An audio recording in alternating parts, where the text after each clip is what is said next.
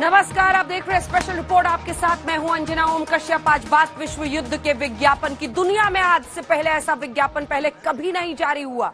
आज से पहले दुनिया में हुई जंग में ऐसा सनसनीखेज इश्तेहार पहले कभी किसी ने नहीं देखा। इश्तेहार के एक एक शब्द में विश्व युद्ध के संकेत छिपे हुए हैं। आज हम विश्व युद्ध के उसी इश्तेहार को डिकोड करेंगे, रूस के उस दावे की सच्चाई दिखाएंगे जिसमें 1000 यूक्रेनी सैनिकों के सरेंडर का दावा किया गया है। आज तक के कैमरे में कैद रूसी बंकर के चौंकाने वाले सत्य के बारे में भी आपको बताएंगे। पहले देखिए। Ukraine needs weapon supplies. We need heavy artillery, armed. Zelensky ने चल दिया आखिरी दांव। Multiple launch rocket systems, Grad, Smersh, Tornado और M142 HIMARS. युद्ध में उखाड़ देंगे पुतिन के पांव।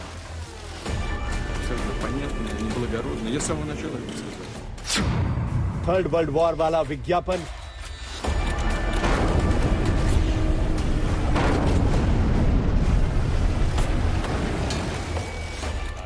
यकीन मानिए, आज से पहले आपने ना तो किसी ऐसे विज्ञापन के बारे में सुना होगा, ना ही कभी पढ़ा होगा। एक राष्ट्रपति विश्व युद्ध के लिए ऑन कैमरा अपने शब्दों में सबसे सनसनीखेज और बारूदी विज्ञापन जारी कर देता है। हमें घातक तोप चाहिए, हमें टैंक का बेड़ा चाहिए, हमें मल्टी रॉकेट लॉन्चर चाहिए, हमें फाइटर प्लेन चाहिए, हमें मिसाइल डिफेंस सिस्टम चाहिए, हमें S-300 चाहिए। अगर नहीं मिला तो यूरोप खून के आंसू रोएगा। पावर पॉइंट प्रेजेंटेशन वाली इस विज्ञापन में पुतिन के फ्यूचर प्लान से यूक्रेन पर मंडरा रहे परमाणु खतरे को आप समझ सकते हैं। जेलेंस्की का विज्ञापन यही बता रहा है कि पुतिन की फौज को रोकना असंभव होगा अगर हथियारों की खेप जल्द से जल्द यूक्रेन रवाना नहीं की गई। यूक्रेन के डर की वजह है पुतिन के युद्ध का रोड मैप, या यूं कहें फ्यूचर प्लान।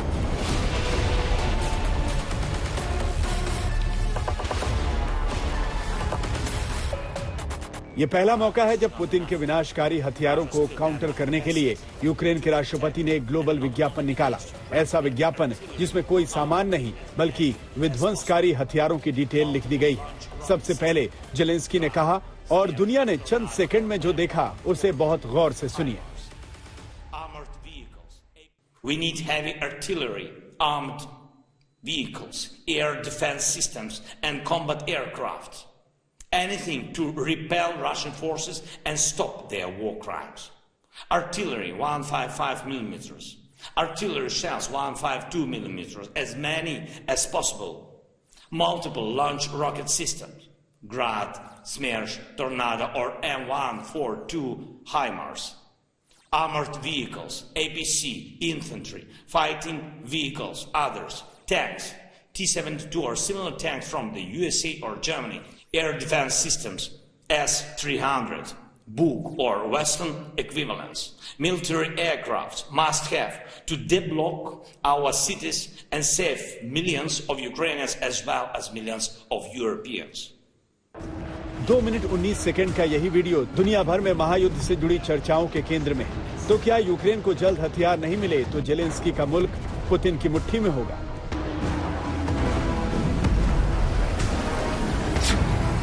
क्या यूक्रेन युद्ध का टर्निंग पॉइंट आ चुका है?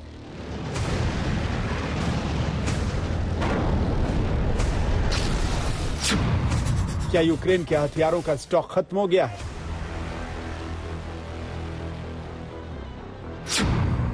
क्या यूक्रेन के बाद पुतिन का टारगेट है यूरोप?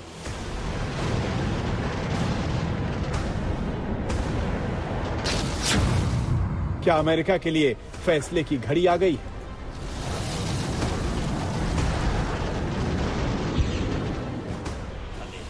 दुनिया के सबसे बड़े हथियार बाजार में पुतिन को हराने के लिए सबसे घातक विज्ञापन इसी वीडियो की शक्ल में जारी किया गया। पुतिन के परमाणु बम के जखीरे को बेदम करने वाली रणनीति इसी विज्ञापन में मौजूद है।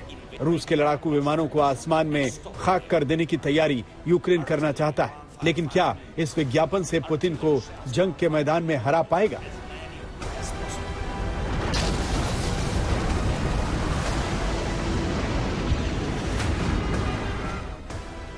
अमेरिकी राष्ट्रपति जो बाइडेन ने अपने दफ्तर में इसी विज्ञापन का लाइव टेलीकास्ट देखा। कीव दौरे से लौटे बोरिस जॉनसन ने इसी विज्ञापन के बाद यूक्रेन को हथियारों की सप्लाई की नई डील सील कर दी। फ्रांस और टर्की ने पुतिन को हराने वाली हथियारों की खेप यूक्रेन भेजने का फैसला कर लिया है।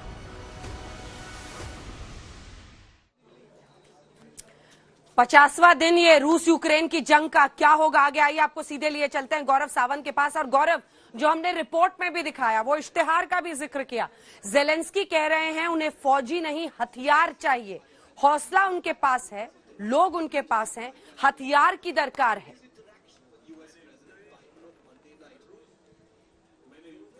और ये युद्ध बहुत भीषण रूप लेने वाला है आने वाले दिनों और हफ्तों में। अंजना, जिस तरह से आप उसकी बानगी देखिए कि रूस का जो सबसे ताकतवर युद्धपोत है मस्कवा, गाइडेड मिसाइल क्रूजर है, जिस पर 500 सिपाही हैं, जिस पर S-300 सिस्टम है, जिस पर anti ship missile, anti submarine warfare helicopters, बहुत अत्याधुनिक हथियार है। हालांकि 40 साल पुराना ये जहाज है, उसको डुबाने की कोशिश की। 2 नेपट्यून मिसाइल दागी यूक्रेन ने और इस जहाज को डुबाने की कोशिश की। यह हौसला दिखाता है यूक्रेन का, और यह दिखाता है कि यूक्रेन घुटने टेकने को तैयार नहीं है, बातचीत के लिए आगे नहीं आ रहा है, क्योंकि उसको लग रहा है आने वाले समय में कि वो रूस को और इसका परिणाम गंभीर कर सकता है। किस तरह से?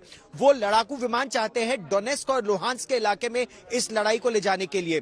वो T-72 टैंक्स चाहते हैं, वो S-300 मिसाइल डिफेंस शील्ड चाहते हैं, वो MiG-29 लड़ाकू विमान चाहते हैं। और स्लोवाकिया हो, चेक रिपब्लिक हो और पोलैंड हो और देश हो, ये हर देश से लड़ाकू विमान और हथियार चाहते हैं ताकि इस लड़ाई को एक निर्णायक दौर तक ले जाए।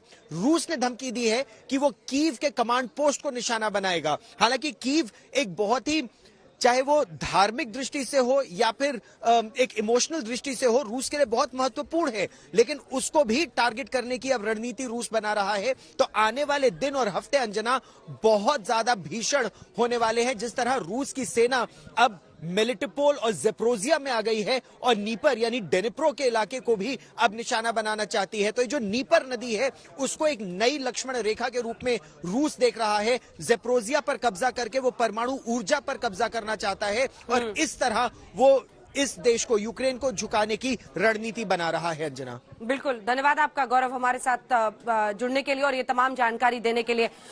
पूरी पुतिन की जो रणनीति है उसको लगभग समेट कर गौरव सावंत ने आपके सामने रख दिया। लेकिन जिस इश्तिहार की हम बात कर रहे थे, जिसके साथ हमने बुलेटिन की शुरुआत की थी, ये 1 मिनट 18 सेकंड के वीडियो में दरअसल जेलेंस्की पूरी दुनिया के सामने अपनी स्ट्रैटेजी रख रहे हैं। रूस के खिलाफ उनकी स्ट्रैटेजी क्या है? उनकी स्ट्रैटेजी, उनके पास हौसला है, फौजी है, अगर उन्हें कुछ चाहिए तो ऐसे हथियार जिसके दम पर वो रूस का मुकाबला कर सके। यही है उनकी रणनीति।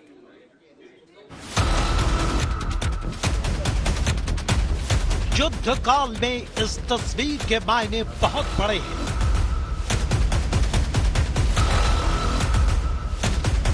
बीच में यूक्रेन के राष्ट्रपति जेलेंस्की हैं। उनके दाएं और बाएं 4 मुल्कों के राष्ट्रपति हैं। इस तस्वीर में क्या संदेश छिपा हुआ है, इसे समझें। उससे पहले आपको तस्वीर में नजर आ रहे राष्ट्राध्यक्षों के बारे में बताते हैं। ये लिथुआनिया के राष्ट्रपति गिटानस नौसेदा, ये पोलैंड के राष्ट्रपति आंद्रेज डूडा, ये हैं लात्विया के राष्ट्रपति एगिल्स लेविट्स और ये हैं एस्टोनिया के राष्ट्रपति एलो गैरिस। एक बिल्डिंग के नीचे यूक्रेन के करीब बसे 4 मुल्कों के राष्ट्राध्यक्षों ने जेलेंस्की के साथ अहम बैठक की। मीटिंग की टाइमिंग बहुत अहम है, क्योंकि पहले जेलेंस्की 4 राष्ट्राध्यक्षों के साथ बैठक करते हैं, उसके बाद चारों राष्ट्राध्यक्ष रूस की बमबारी से बर्बाद शहर का जायजा भी लेते हैं। सभी राष्ट्राध्यक्षों को काउंटर अटैक की रणनीति का प्रेजेंटेशन दिया जाता है और फिर दुनिया के सामने आता है जेलेंस्की का video. Russia still had the capacity to attack, and not only against Ukraine. Poland, Moldova, Romania and the Baltic states will become the next targets if the freedom of Ukraine falls. The images of Bucha and Mariupol have demonstrated real Russians' intentions to the whole world. It could only be stopped by force of arms. It must be done now.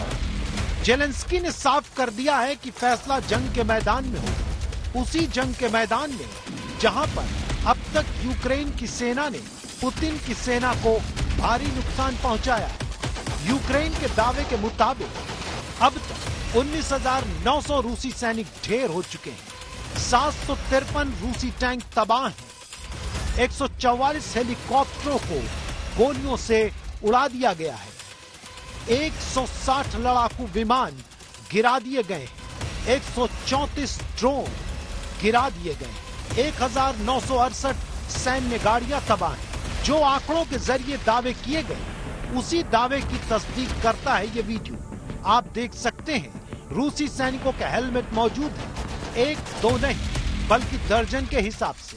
Zelensky की बानी तो रूसी सेना उस दलदल में फंस चुकी है जहां उसका अंत निश्चित है। Що російське керівництво сподівалось побачити парад окупантів на Хрещатику вже за кілька днів після 24 лютого, після початку вторгнення. А бачить щодня стрункі ряди окупантів, яких наші захисники відправляють у пекло. За 48 годин, які розтягнулися вже на 48 днів, російська армія вийшла на рівень незворотніх втрат вищий, ніж Радянський Союз за 10 років війни в Афганістані. Вищий, ніж Росія за 2 війны в Чечне. Общий список 200-х для России уже очень скоро достигнет отметки в 20 тысяч людей. Буквально на днях, если не уже сегодня вечером. А что потом? 30 тысяч убитых, 40.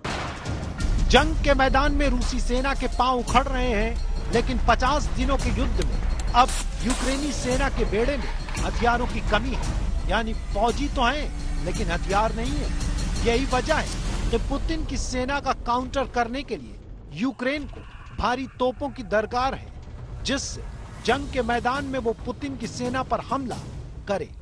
बख्तरबंद गाड़ियों की जरूरत है, जिससे रूसी सेना के कब्जे वाले इलाके को फिर से अपने कब्जे में लिया जा सके। रूस की मिसाइल्स को बेदम करने के लिए एयर डिफेंस सिस्टम चाहिए, तो वहीं रूस के इलाके में बमबारी के लिए लड़ाकू विमान चाहिए। सरल शब्दों में समझे तो प्लान तैयार है, बस हथियार की जरूरत है। अब सवाल है कि जेलेंस्की को जैसे ही हथियारों की सप्लाई शुरू होगी, पुतिन अपनी धमकी को सच साबित कर देंगे। They receive NATO military weapons, the latest cutting-edge weapons. And the US and its allies are pursuing the containment policy for Russia. And for us, it's an existential threat. Die or live. It's about the destiny of us as a nation.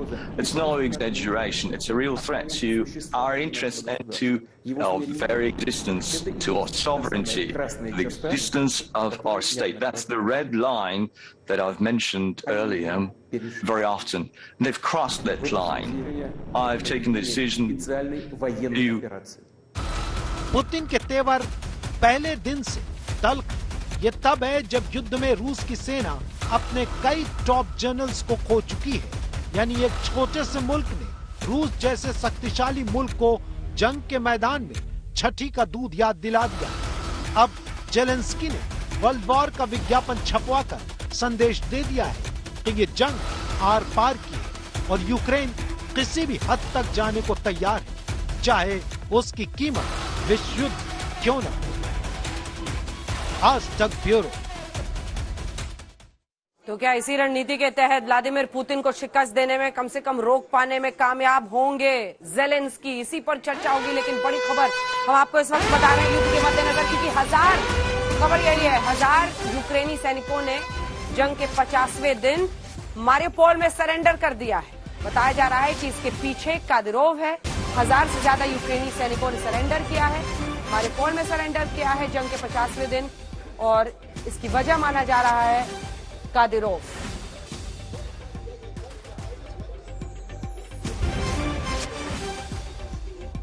Zelensky ने दुनिया का सबसे powerful point presentation देकर अपने देश के लिए हथियार मांगे हैं। ये दृश्य दुनिया ने पहली बार देखा होगा कि किसी देश का राष्ट्रपति पूरी दुनिया को हथियारों के चित्र दिखाकर कह रहा हो कि ये हथियार हमें भेजिए, ये हमारी रक्षा के लिए जरूरी है। जेलेंस्की की मांग अमेरिका ने फौरन सुनी। पेंटागन के रणनीतिकारों ने फौरन दुनिया के सामने एक हैरत अंगेज स्लाइड शो किया। अमेरिका के स्ट्रैटेजी के मुख्यालय पेंटागन में पत्रकारों को बुलाया गया। उनके सामने एक स्क्रीन पर स्लाइड लगाई गई जिसमें छोटे अक्षरों से उन हथियारों के नाम और संख्या लिखी थी जो अमेरिका ने यूक्रेन को देने का ऐलान किया है। वैसे यहां रूस की उस धमकी को याद रखना जरूरी है, जो यूक्रेन की मदद करेगा वो बचेगा नहीं और बहुत पछताएगा।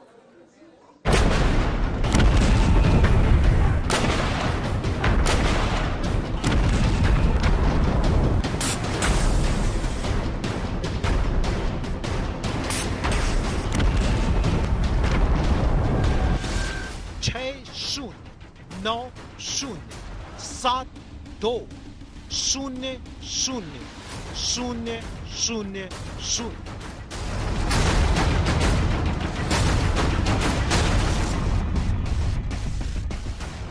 $60,90,72,72,00,000 रुपए रूस के खिलाफ यूक्रेन को मजबूत करने के लिए अमेरिका ने अपने दरवाजे और खजाने खोल दिए हैं।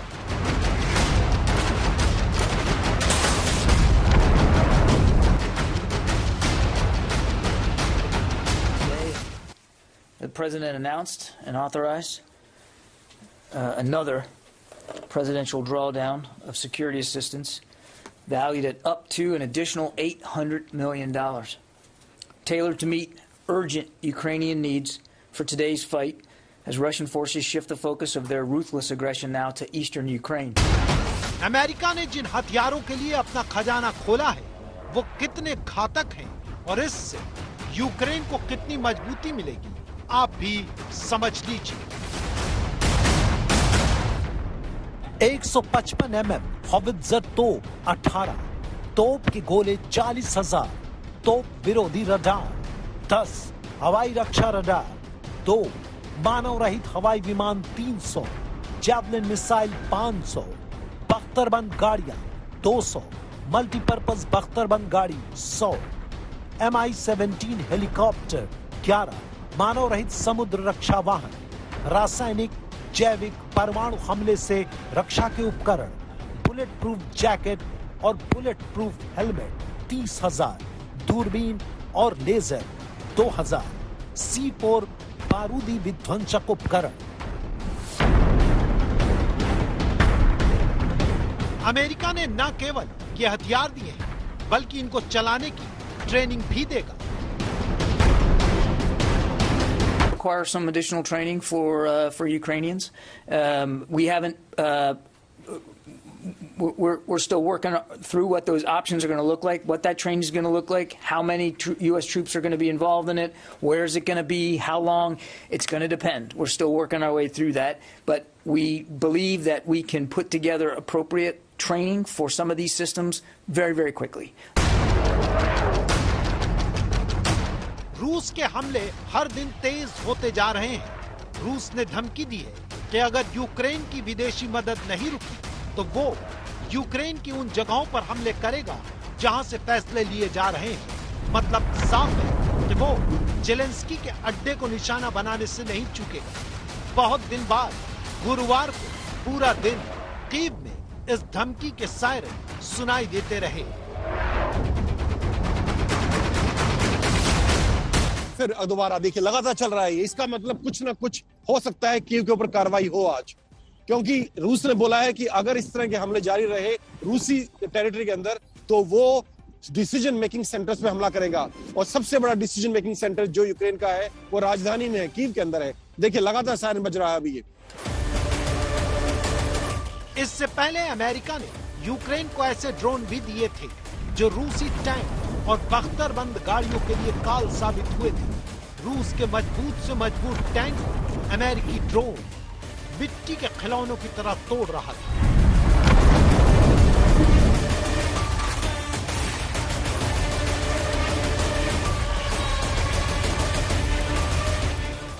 उधर यूक्रेन विरोधी मोर्चे भी अपने साथियों की मदद के लिए हथियार इधर से उधर कर रहे हैं।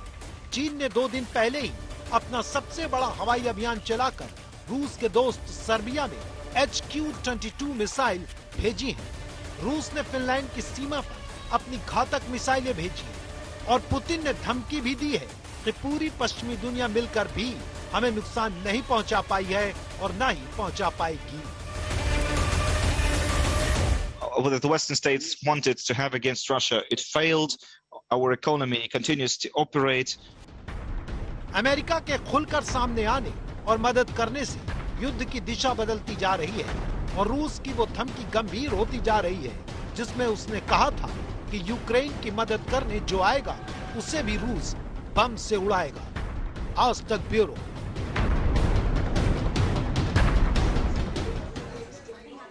और सवाल भी यही है कि कहीं पुतिन को ऐसा तो नहीं लग रहा कि और भी ऐसे मुल्क हैं जो यूक्रेन के साथ हैं, नेटो के साथ हैं, और ऐसे में क्या इस जंग को वो यूक्रेन के बाहर अन्य देशों, फिनलैंड जैसे देशों पर भी ले जा सकते हैं? बड़ी खबर इस वक्त की आपको बता दें, क्योंकि एक बार फिर से रूस ने परमाणु युद्ध की धमकी दी है। परमाणु युद्ध की धमकी को एक बार फिर से दोहराया है रूस ने।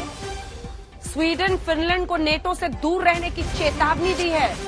नेटो में शामिल हुए तो परमाणु युद्ध होगा, ये फिनलैंड जैसे देश को भी अब कह रहा है रूस। एक बार फिर से रूस ने परमाणु युद्ध की धमकी दी है और तमाम देश जो आसपास के उसके हैं, स्वीडन, फिनलैंड, उन सबको नेटो से दूर रहने के लिए कह रहा है, चेतावनी दे रहा है। राजेश, कितनी गंभीरता से इस चेतावनी को लें अगर रूस दे रहा है स्वीडन, फिनलैंड जैसे मुल्कों को कि नेटो से दूर रखिए? ये हमेशा ये क्या ये मामला बढ़ सकता है यूक्रेन के बाहर भी, क्योंकि पुतिन और उनकी सोच को समझ पाना बहुत मुश्किल है। देखिए अंजना, इस विषय में सोच बिल्कुल क्लियर है। रूस ने बिल्कुल क्लियर कर दिया था यूक्रेन के ऊपर युद्ध करने से पहले कि हमारे लिए यूक्रेन का नेटो ज्वाइन करना एक रेड लाइन है और अगर ये रेड लाइन पार हुई तो हम यूक्रेन पर हमला करेंगे। और ये सबसे बड़े कारणों में से एक था जिसलिए रूस ने यूक्रेन पर हमला किया। अभी वही स्थिति फिनलैंड की है। आप देखें तो फिनलैंड का बॉर्डर बिल्कुल रूस के साथ सटा हुआ है, लगता हुआ बॉर्डर है और इनकी एक संधि है द्वितीय विश्व युद्ध के बाद की कि ये दोनों न्यूट्रल रहेंगे, एक दूसरे कोई दुश्मनी का काम नहीं करेंगे। अगर फिनलैंड अभी नेटो ज्वाइन करता है तो वही स्थिति आ जाएगी जो यूक्रेन के केस में थी और फिर रूस हर हालत में वहां अटैक करेगा। और अगर रूस फिनलैंड पर अटैक करता है तो मानिए फिनलैंड और यूक्रेन में बहुत फर्क है। फिनलैंड को यूरोपियन मानते हैं, यूक्रेन को इतना यूरोपियन नहीं मानते हैं। अगर फिनलैंड पर हमला हुआ तो हर हालत में नेटो इन्वॉल्व होगा, अमेरिका इन्वॉल्व होगा और ये जो युद्ध है 100% फिर विश्व युद्ध में तब्दील हो जाएगा।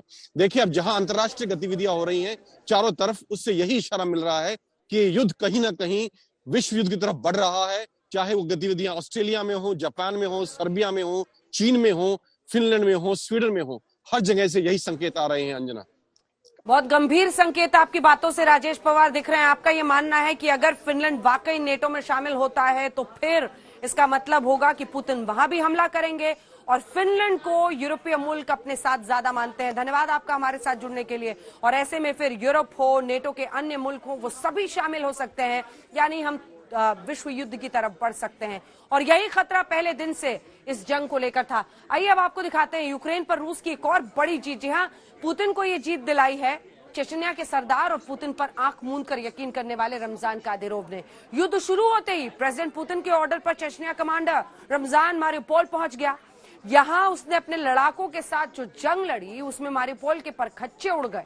अब रमजान ने मारियोपोल की जीत के ताबूत में आखिरी कील भी ठोक दी है। जी हां, रमजान कादिरोव के सामने मारियोपोल में यूक्रेन के 1000 से ज्यादा सैनिकों ने सरेंडर किया है। आजकल पुतिन के ऑर्डर पर रमजान कादिरोव यूक्रेन का नया नक्शा लिए घूम रहा है और इस नए नक्शे के मुताबिक रमजान का टारगेट मारियोपोल कंप्लीट हो चुका है। कादिरोव का मिशन मारियोपोल पूरा। रमजान कादिरोव ने अपना पहला कमिटमेंट पूरा कर दिया है और अपने नए कमिटमेंट के तहत यूक्रेन के मारियोपोल के मैप पर कब्जे का टिक मार्क लगा दिया है, यानी मारियोपोल में रमजान कादिरोव का मिशन कंप्लीट हो चुका है। आज हम आपको दिखाएंगे कि पुतिन के मिशन मारियोपोल को रमजान कादिरोव ने कैसे पूरा किया, उसकी इनसाइड स्टोरी क्या है और कैसे रमजान कादिरोव दुनिया में यह ऐलान कर रहा है कि संपूर्ण मारियोपोल पर अब रूस का कब्जा है।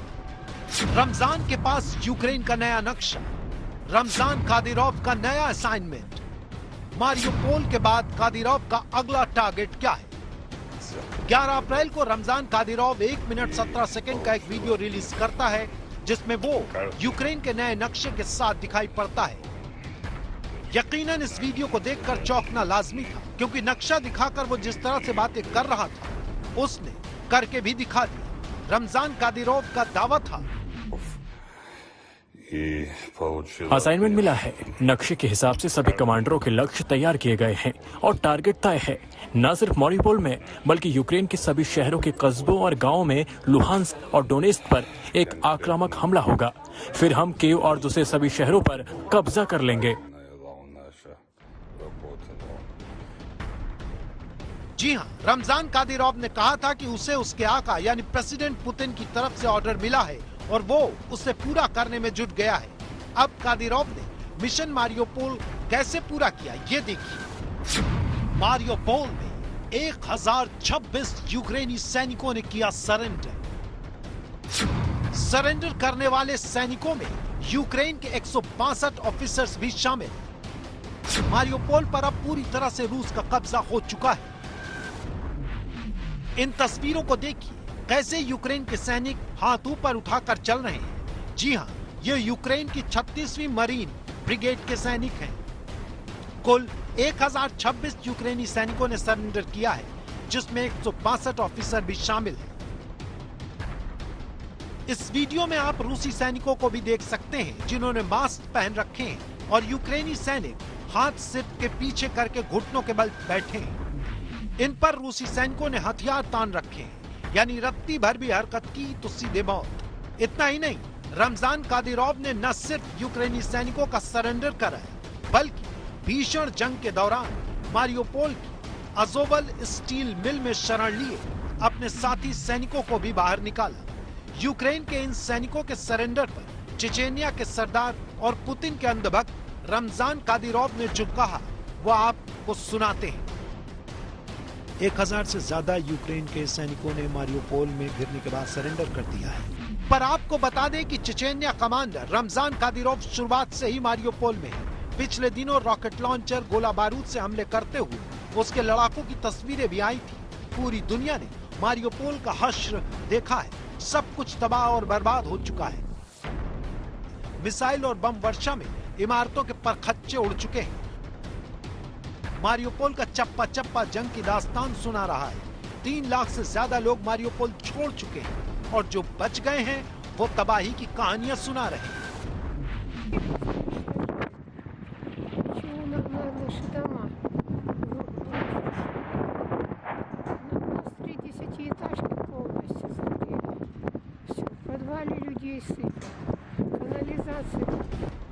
अब अगले मिशन की तरफ बढ़ेगा रमजान कादिरोव।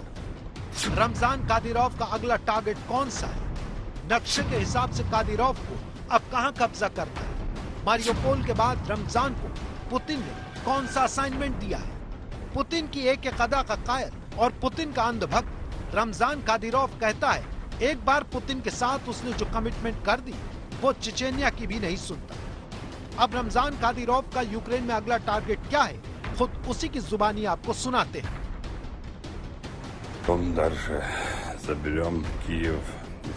हमारे कमांडर इन चीफ और प्रिय प्रेसिडेंट पुतिन ने हमें बड़ा जिम्मा सौंपा है। हम उसे पूरा करने की दिशा में आगे बढ़ चुके हैं। अब हमारा मकसद कीव के साथ साथ बाकी शहरों पर भी कब्जा करना है।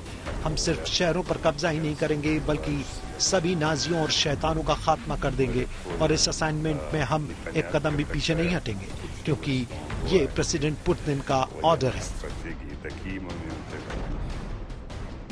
रमजान कादिरोव को खून खराबा पसंद है और इसी वजह से रूस से लोहा लेने वाले चेचेनिया ने उसे अपना सरदार चुना है। लेकिन वो पुतिन का भक्त बन गया और आज की तारीख में पुतिन के लिए जान देने और जान लेने पर भी आमादा है। तो क्या रमजान कादिरोव अपने नए नक्शे के हिसाब से सीधा कीव को ही टारगेट करने वाला है? मारियोपोल में तो रमजान कादिरोव ने कत्लेआम मचा दिया। कीव के लिए चेचेनिया के सरदार का सीक्रेट प्लान आखिर क्या है? हो सकता है इसका खुलासा भी रमजान कादिरोव आगे चलकर खुद कर दे। आज तक ब्यूरो। 50 दिन हो गए इस जंग को, लेकिन संकेत मिल रहे थे कि यूक्रेन भी यूं ही सरेंडर करने को तैयार नहीं है। अब खबर ये आ रही है कि रूस ने ये आरोप लगाया है कि यूक्रेन रूस की जमीन पर हमले कर रही है। जी हां, वो भी एयर स्ट्राइक्स के जरिए बॉम्ब गिराकर। बड़ी खबर इस वक्त की हम आपको बता रहे हैं, रूस का यूक्रेनी सेना पर यह सनसनीखेज आरोप है। रूस का आरोप यह है कि यूक्रेन की सेना ने हेलीकॉप्टर से बॉम्ब गिराए हैं रूस के अंदर। रूस की धरती पर यूक्रेन ने एयर स्ट्राइक्स की हैं। यह आरोप है रूस का। उसका कहना है कि हेलीकॉप्टर्स के जरिए बॉम्ब गिराए जा रहे हैं रूस के अंदर घुसकर। एक गर्भवती महिला और बच्चे समेत 7 लोग इसमें घायल हुए हैं। रूस के अंदर यूक्रेन के हेलीकॉप्टर्स ने बॉम्ब गिराए हैं। यह आरोप अब रूस लगा रहा है यूक्रेन पर।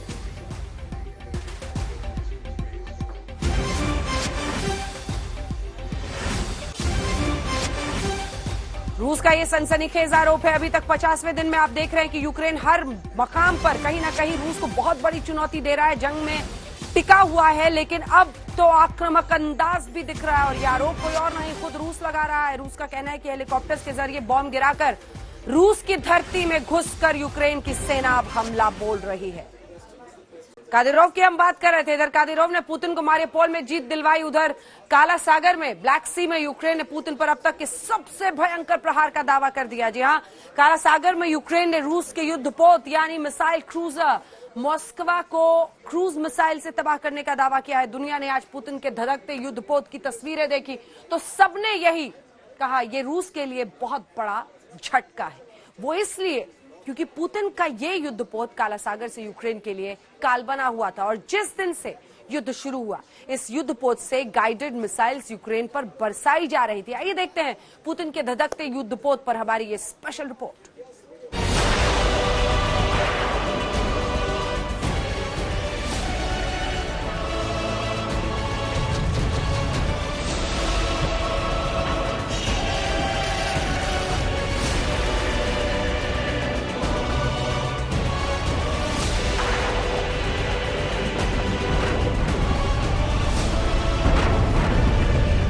रूस और यूक्रेन की जंग में 50 दिन पूरे हो गए हैं, लेकिन उस महायुद्ध में 49वें दिन जो हुआ उसने पुतिन की नौसेना को झकझोर कर रख दिया।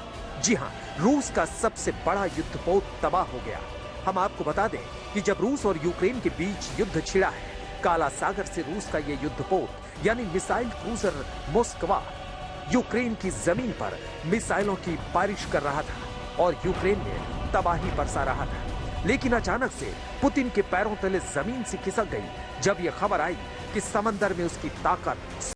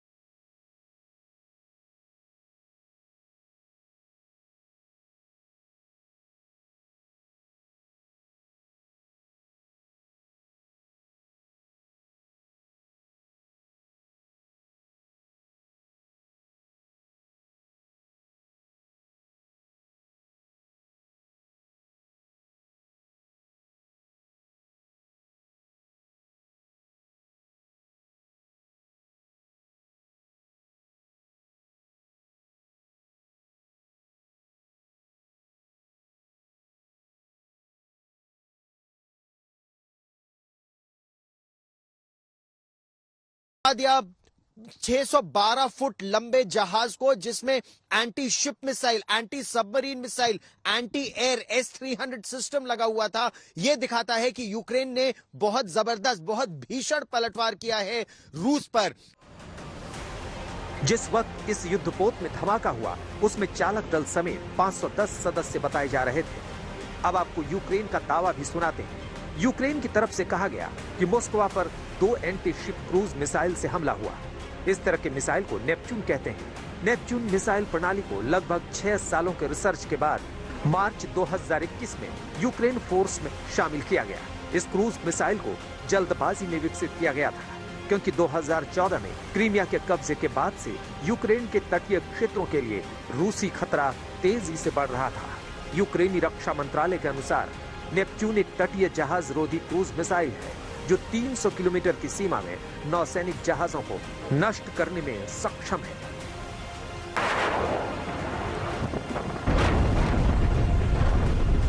आपने यूक्रेन का दावा सुना, अब इस युद्धपोत को लेकर रूस का दावा भी आपको सुनाते हैं। रूस का कहना है कि किलर मिसाइलों से लदे इस युद्धपोत के गोला बारूद में आग लग जाने से इसमें धमाका हुआ है। रूस ने अपने सभी नौसैनिकों को युद्धपोत से निकाल लिया है। रिपोर्ट के मुताबिक रूस का ये मिसाइल क्रूजर काला सागर में तैनात था और दुश्मनों पर लगातार नजर रखे हुआ था, लेकिन ये मिसाइल क्रूजर अब तबाह हो गया है।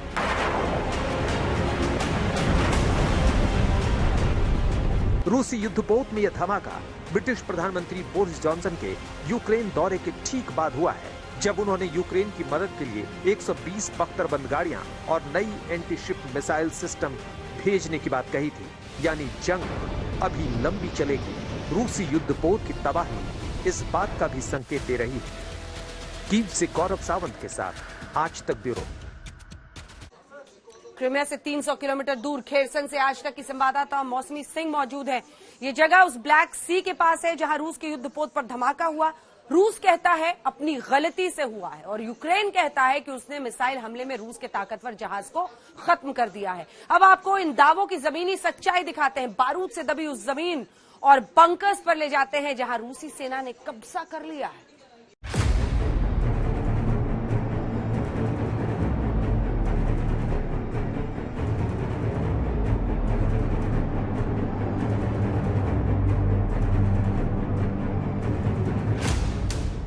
आज तक लगातार यूक्रेन के वॉर जोन से आपको खबरें दिखा रहा है और आज हमारी ग्राउंड रिपोर्ट कहीं और से नहीं बल्कि यूक्रेन के फ्रंट लाइन से होगी। जी हां, फायरिंग लाइन से हम आपको एक्सक्लूसिव तस्वीर दिखाएंगे। इस वक्त हम उस इलाके में जा रहे हैं जो लगातार युद्ध का पूरा अखाड़ा बना हुआ है। आर पार की लड़ाई छिड़ी है, रास्ता कठिन है, डगर कठिन है और हमारे साथ कमांडर अलेक्जेंडर रहेंगे। इस पूरी जो रिपोर्ट है उसमें आप देखेंगे कि किस तरह से यूक्रेनी सेना ने एक तरीके से फोर्ट्रेस खड़ी कर रखी है और कैसे वो एक मजबूत मोर्चा संभाले हुआ है। पहली बार एक इंडियन क्रू खेरसन, जो कि रशियंस ने ऑक्यूपाई कर रखा है, उस इलाके से रिपोर्टिंग कर रहा है। लगभग यहाँ पे दर्जनों गांव हैं जिनको यूक्रेनी सेना ने वापस ले लिया है और किस तरह से वो इस युद्ध में अपनी रणनीति को अंजाम दे रहे हैं, किस तरह से इस युद्ध को लड़ रहे हैं। फ्रंट लाइन से, ग्राउंड जीरो से ये रिपोर्ट आप देखेंगे। कभी मुड़ना होता है दाएं, कभी बाएं।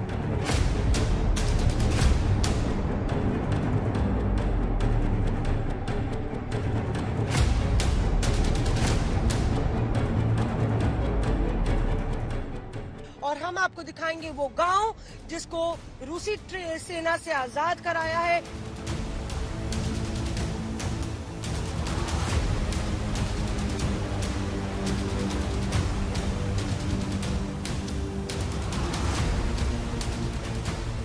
बंकर में कुछ इस तरह से छुप के बैठे थे रूसी सैनिक। आप देख रहे हो जिस बंकर में लगभग खाने पीने की सारी सामग्री है और पूरा एक बंकर जमीन के नीचे ऐसे बना रखा था। ये आप देखिए किस तैयारी से आए थे। वो आप इस बात से अंदाजा लगा लीजिए कि जो स्नो बूट्स है वो अंदर रखे हुए हैं और ये पूरा ट्रेंच कितना समय लगाया होगा इस पूरे ट्रेंच को जो है पूरा डिग करने में।